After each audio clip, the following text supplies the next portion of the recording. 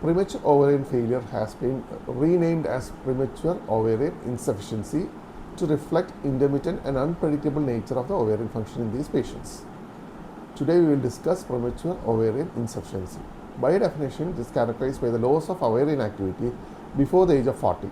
For clinical diagnosis, the following criteria should be met: oligomenorrhea or amenorrhea for at least 4 months with biochemical hypergonadism by 2 FSH levels of more than 25 IU 4 weeks apart, or hyperestrogenism often reflected by low estradiol levels. Now let us delve into the pathophysiology and etiology.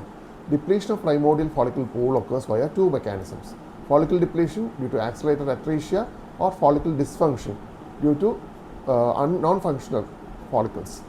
The genetic causes are X chromosomal abnormalities like Turner syndrome 45X or mosaics of that, and Fragile X where there is a pre-mutation of FMR1 gene.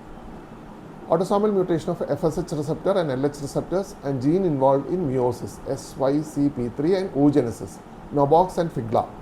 Autoimmune factors account for 30% of cases. APS1 and APS2 are often associated with adrenal autoimmunity. Steroid cell antibodies, SCA antibodies, are highly predictive of progression of premature ovarian insufficiency. Iatrogenic and environmental factors are there: chemotherapy with alkylating agent, especially cyclophosphamide. Radiotherapy with pelvic irradiation causes a dose-dependent follicle destruction. Smoking is a known accelerator for follicular atresia. Now, how do they clinically present? Patient may present with vasomotor symptoms of hot flushes, dyspareunia, or primary or secondary amenorrhea. However, the psychological impact of infertility is often primary, the concern that makes them present. Essential workup: initial karyotype is mandatory when a lady is diagnosed before the age of 30 and with primary amenorrhea. FMR1 pre-mutation testing is done and genetic counseling may be needed in some people.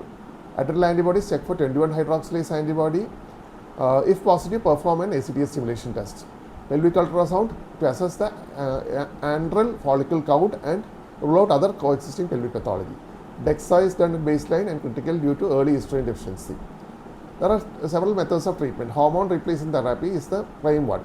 Unlike postmenopausal HRT, the goal in premature ovarian insufficiency is physiological replacement until the natural age of menopause, that is 51 years. Transdermal estrogen of 100 microgram per day is preferred to avoid first-pass metabolism by the liver and reduce the thromboembolic events. Progestrogens are required if uterus is intact to prevent endometrial hyperplasia. Micronized progesterone 200 mg per day for 12 days a month is the gold standard of treatment. Androgens may be considered for persistent low libido or fatigue, though long-term data is limited for this. Coming to the fertility options, spontaneous pregnancy occur in 5 to 10% of cases due to intermittent follicular activity. Assisted reproduction like oocyte donation remains the most successful path to pregnancy. Sometimes fertility preservation like oocyte or embryo cryopreservation should be discussed prior to gonotoxic treatments, which can have POI. Long-term health risk: cardiovascular disease, early hyperestrogenism increase the risk of ischemic heart disease, and HRT mitigates this risk. Bone health is critical. Optimal vitamin D and calcium intake and weight-bearing exercise are mandatory.